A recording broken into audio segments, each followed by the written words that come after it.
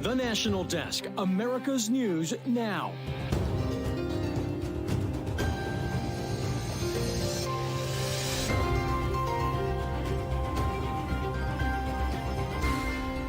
A hero is now home months after putting his life on the line for others. I just want to say to Officer Wilt, the whole city is behind you. We are here to support you and your family in any way we can, and we are here for you. An earth-shaking performance hit Seattle, the welcomed impacts of that Taylor quake. And Donald Trump indicted again, the fresh allegations, the new defendant, and of course, the criticism. What are these two tiers of justice, right? And then you look, anything when it comes to the Biden Inc. family, they get a whole different treatment. This is the National Desk, America's News Now. I'm Scott Thuman. Former President Donald Trump is now facing a total of 40 criminal charges stemming from the Mar-a-Lago documents case. Donald Trump called these new indictments harassment and election interference, and he took to his Truth Social today to attack both President Biden and special counsel Jack Smith. At the direction of crooked Joe Biden, he wrote, and his weaponized DOJ, deranged Jack Smith, is attempting to destroy the lives of two fine people who have worked for me and have done a great job for a long time. They are being persecuted with one goal, to, quote, get Trump. We expect to hear more from the candidate when he speaks at the GOP's Lincoln Day dinner in Des Moines tonight. We'll have more on that coming up later. Meanwhile, Trump's co-defendant and aide, Walt Nauta, also has been hit with 3 new counts. But a new defendant in the case, Mar-a-Lago's property manager, Carlos de Oliveira, has been formally indicted with 4 counts, including conspiracy to obstruct justice, altering or destroying evidence, and making false statements at Donald Trump's request. As part of the new evidence release, the indictment reads, de Oliveira told Trump employee 4 that the boss wanted the server deleted. Trump employer 4 responded that he would not know how to do that and that he did not believe he had the rights to do that. De Oliveira then insisted to Trump employee 4 that the boss wanted the server deleted and asked, what are we going to do? All of this comes as we wait for indictments to come from possibly Fulton County District Attorney Fani Willis. Officials won't confirm why barriers have been erected outside of the court, but expectations are more indictments against Donald Trump could be coming any day now. Still, Republicans are doubling down on their claims that the country is operating with a 2-tiered justice system, and they raise concerns of how fast these investigations are going compared to the Justice Department's probe of President Joe Biden's classified documents and Hunter Biden's business dealings. National correspondent Janae Bowens explains. Critics are blasting the Justice Department over the handling of former President Donald Trump's classified documents case. On Thursday, it was announced Trump now faces more charges. This is done for public consumption at a minimum. This is a real speaking indictment for public consumption. Republicans accused the Justice Department of slow-walking investigations into President Biden and his son Hunter and weaponizing the government to take down Biden's main political opponent. If you have a government that's been turned against the very people it's supposed to serve, turned against we the people, that's a problem. The White House denies the allegations. The president respects the Department of Justice, their independence.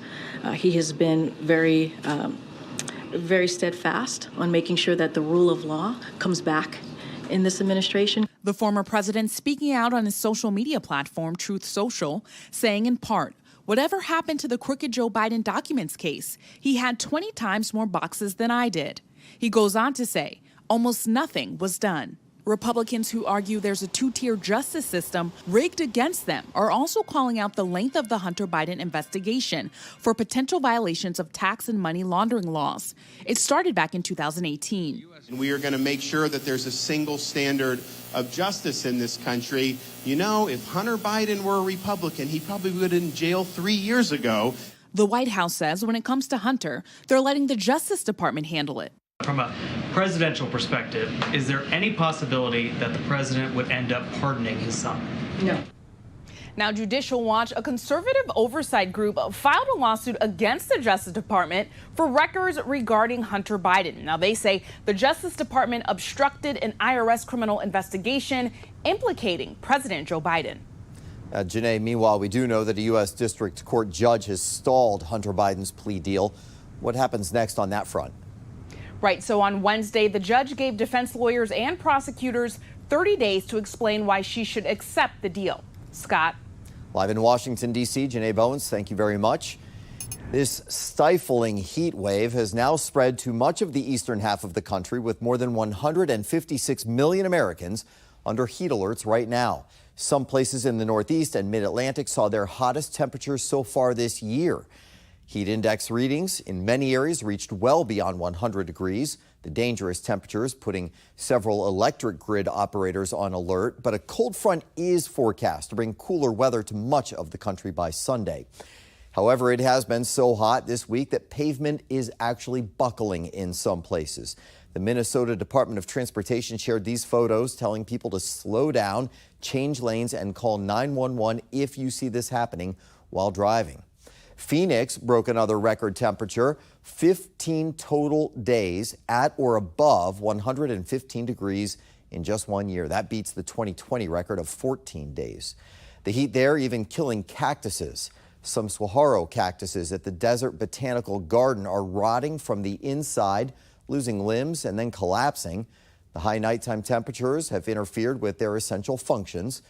That area is finally getting some relief, though, from the return of annual monsoon season that is bringing some moisture. But it's also causing destruction in the state. Roofs in Mesa, Arizona, were ripped off of houses yesterday and walls completely knocked down. Tens of thousands of people initially lost power. Meanwhile, 50 million Americans are at risk for severe storms tonight, especially in Iowa, Wisconsin, Illinois, Michigan, and Indiana. Damaging winds and hail are the main threats, but intense rain could also lead to flash flooding. Tomorrow, the thunderstorms are forecast to spread further into the mid-Atlantic. Carly Russell has been charged with 2 misdemeanors following her abduction hoax. Hoover City Police say Russell is out on bond after turning herself in earlier today. The Alabama nursing student had claimed that she was kidnapped for 2 days 2 weeks ago. Carly later admitted her story was made up earlier this week. Really good news today out of Louisville, Kentucky. Officer Nicholas Wilt is home. He was released from the hospital after 109 days. The rookie cop was shot in the head while responding to a mass shooting at a bank in April. 5 bank employees were killed that day before the shooter took on the police. It was only Wilt's 4th day on the job. Doctors say he has shown remarkable improvement and his long-term prognosis is very good. Wilt can now speak, swallow, stand, and walk, but still has a lot more therapy to go. At a news conference this afternoon, the CEO of the Old National Bank, where that shootout happened, got emotional when thanking Officer Wilt for his actions that day. I will never forget. Our Louisville team will never forget. Our entire organization will never forget. Officer Wilt is a hero in every sense of the word. President Biden traveled to Auburn, Maine today to promote his economic agenda and success. He touted the strong labor market and appealed to a home crowd there. We've created over 13 million new jobs, more than before the pandemic. Nearly 28,700 here in Maine. The president also used falling inflation numbers to tout his economic agenda, saying Bidenomics is another way of saying restore the American dream. However, Republicans have blamed Democratic spending for the increase in inflation. Sexual assault prosecution in the military is undergoing a huge change. For 73 years, it has followed a chain of command system, but that is no longer. President Biden signed an executive order that's being called a turning point for survivors. It'll also apply to crimes like child abuse and murder and will take effect by the end of the year. Another new executive order aims to encourage new inventions to be manufactured here in the U.S. Biden signed it today while in Maine. That order would make federal research and development programs more transparent. It also asks agencies to consider domestic production for R&T investments. The U.S. is expanding legal migration pathways that the White House pledged its support for today during an international multipurpose space event that is Mexico creating it. It will offer new refugee and labor options for people currently in Mexico. The White House also said the U.S. will accept refugee resettlement referral from qualified people from Cuba, Haiti, Nicaragua, Venezuela, who may already be in Mexico. The backup Uber driver of a self-driving car that fatally struck a pedestrian has now pled guilty to endangerment. The 2018 incident in suburban Phoenix is the first fatal collision involving a fully autonomous car. Authorities say the driver, Rafaela Vasquez, was looking at a cell phone moments before the Uber Volvo hit that pedestrian. The National Transportation Safety Board determined her failure to monitor the road was the main cause of that crash. Vasquez is sentenced to 3 years of supervised probation. Lanes are open again after a construction crane came down over Interstate 70 near Hagerstown, Maryland this morning, causing traffic delays for hours. At least one construction worker was hurt. The cause of the rollover on the site of that bridge replacement project is now under investigation. Check your brakes. Ford is recalling 870,000 F-150 pickup trucks years 2021 to 2023 with a single exhaust system. That's all due to electronic braking problems, the parking brake engaging unexpectedly and possibly while the truck is in motion. Ford believes it stems from a wiring issue. Drivers may see a parking brake warning light just before it happens. Ford has reported nearly 1,000 warranty claims for this default, but no known injuries or accidents have been reported so far from that issue. Up next, new economic numbers came out today, what they reveal about inflation and a potential recession. And the clock ticks down on your potential Facebook payout. Who is eligible for $725 million in a settlement? And later, a shocking mistake more and more people are making while filling up their gas tanks. The video proof is next in 90 seconds.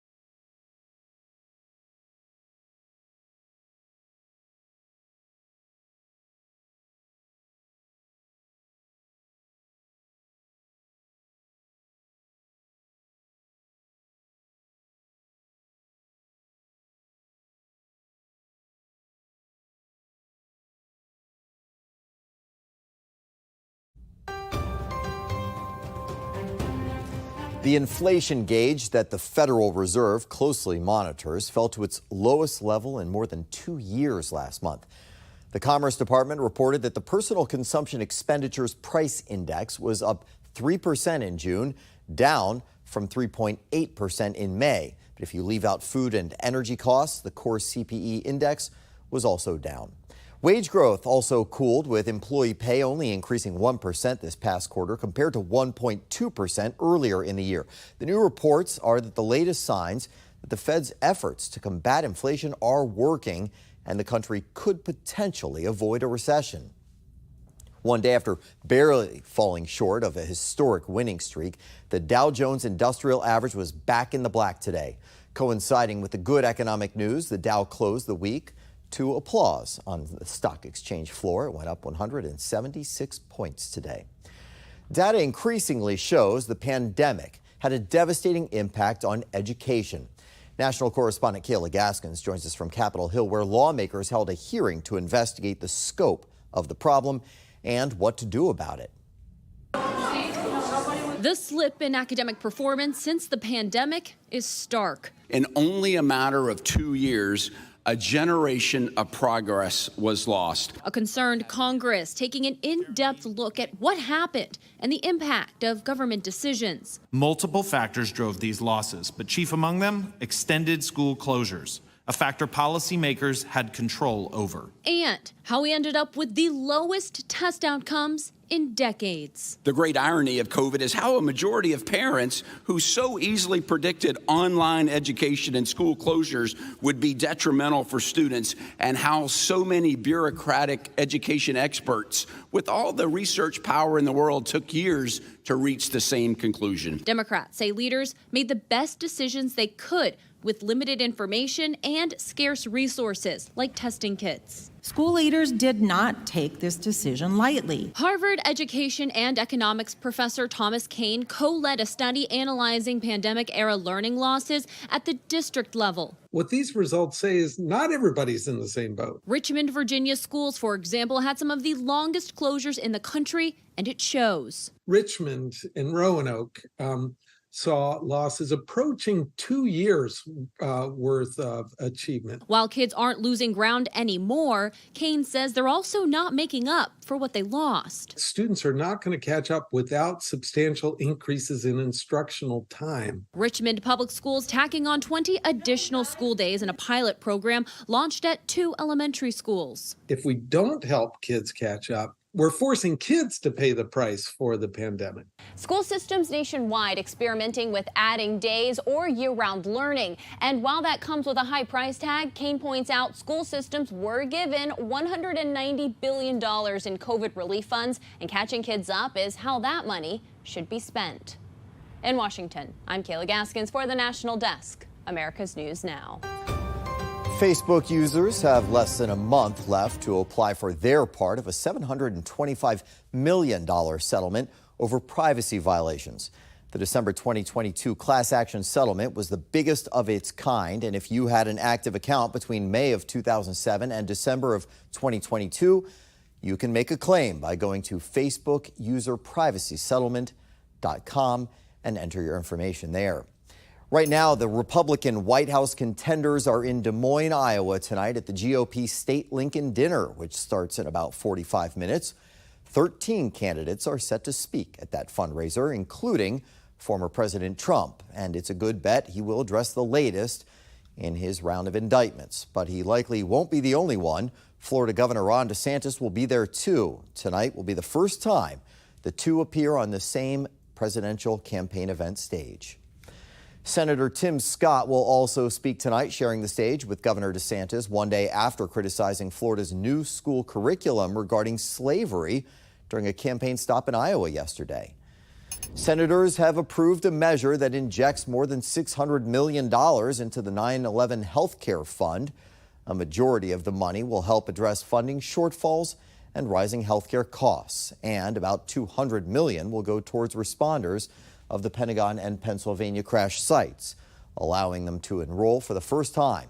The funding was attached as an amendment to the National Defense Authorization Act, which now heads to the House. About 120,000 responders and survivors rely on that health care program. The need to protect American technology amid Chinese efforts to steal it has been well documented. But Full Measure's Cheryl Atkinson reports perhaps there is a possibility that the way we're doing it is causing more harm than good and leading to innocent scientists being charged as spies. Physicist Zhao Shi says his rude awakening came early one morning in May of 2015. These armed agents, with their gun drawn and running into the house and running around and yell, FBI, FBI. It was very, very scary. She says he couldn't imagine what he'd done wrong. They told me for having made a device called a pocket heater for my Chinese collaborator, which was totally false. The FBI accused Xi of sending colleagues in China sensitive information about a superconductor device called a pocket heater. But it turns out the FBI was mixed up. Actually, Xi's communications with his Chinese colleagues were disclosed, perfectly legal, and had nothing to do with pocket heaters. the FBI agent who investigated my case made up evidence, and he was told that I was not talking about the pocket heater before he went ahead and charged me. My lawyer made a presentation to the government, and then a few weeks after that, they dropped the case. She is suing the government, accusing law enforcement agents of abusing the legal process by obtaining indictments and search warrants based on misrepresentations or by fabricating evidence. The FBI denies wrongdoing. By most accounts, the U.S. has good reason to worry about Chinese efforts to steal American intellectual property and technology. It's estimated that China is stealing up to $600 billion in U.S. trade secrets every year. But Xi insists his case and others like it aren't protecting American technology. They're doing the opposite, having a chilling effect on foreign-born scientists who are helping the U.S. fill a critical science and technology gap. The FBI declined our interview request, but has denied racially targeting scientists of Chinese descent. How would you think it'd be better balanced that the United States is vigilant in protecting its technology and its secrets, but at the same time not accusing innocent people of doing something wrong? The fact that the Department of Justice is spending this much resource on these innocent Chinese-American academics, the question I would ask is, are they really catching real spies? Prosecutors recently asked a judge to dismiss criminal charges against a New York City police officer and Army reservist whom the FBI had charged with being a Chinese spy in 2020. For Full Measure, I'm Cheryl Atkinson. And you can watch Full Measure with Cheryl Atkinson on Sundays. Just check your local listings for times in your area. Full Measure After Hours is also available wherever you get your podcasts. Coming up, the dangerous mistake more and more people are making at the gas pump. We'll explain right after this.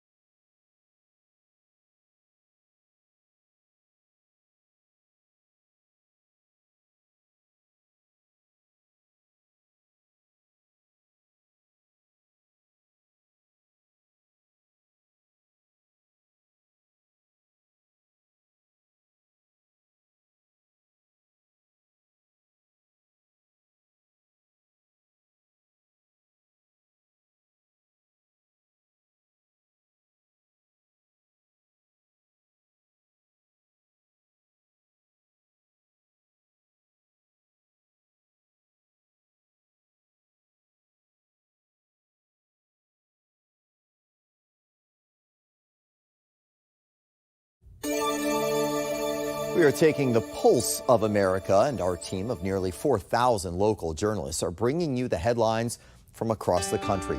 We start with an aircraft exchange ceremony in Maryland with some of the documented original Tuskegee Airmen in attendance.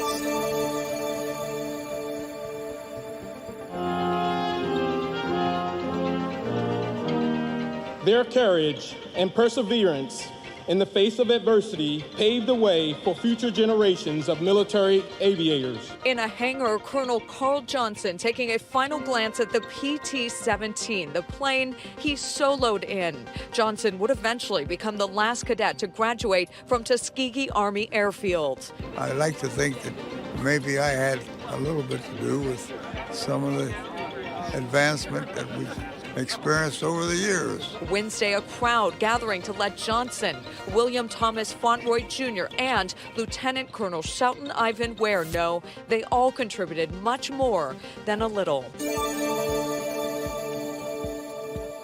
people driving off with the fuel nozzle is happening much more often. Bascom Gratian, regional brand manager for Ed Staub & Sons Petroleum, compares it to the dangers of texting and driving. The safety risk of a nozzle drive-off is really the same safety risk as driving down the road and using your phone and texting. In this case, it's a little more volatile because we're talking about a very flammable liquid. Hundreds of goats are grazing in a large park in Chico, California to help control wildfires. The city's wildfire protection plan calls for cutting and chipping the forest canopy along with grazing. They're very good at elevating vegetation because they can get on their hind legs, and so as far as they can reach is what they're going to eat. It doesn't hurt air quality like prescribed burning can, plus it's relatively quiet and inexpensive. The goats will be there until the rainy season returns. Coming up, Carole King just saying, "I feel the earth move under my feet." Well, Taylor Swift took it to a whole new level. We've got more on that coming up in 90 seconds.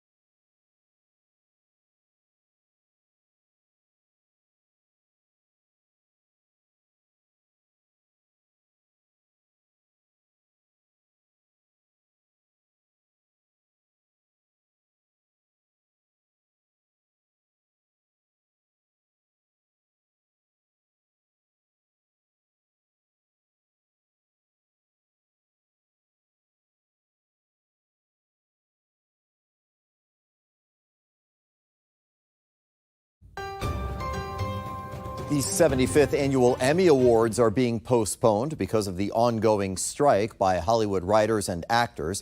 It is the first time the Emmys have been rescheduled since 2001, after 9/11. The awards show is scheduled for September. The new date has not yet been set. And a Taylor Swift concert has caused the seismic equivalent of a 2.3 magnitude earthquake, according to a seismologist with Western Washington University. The music, the speakers, crowd, and that beat caused the ground to shake in Seattle last weekend, lasting several hours. It was more intense than the 2011 Beastquake when Seattle Seahawks fans erupted after a Marshawn Lynch touchdown. Well, that's all for now. Join me again tonight for the evening edition of the National Desk. Check your local listings. I'm Scott Thuman. Thanks for watching.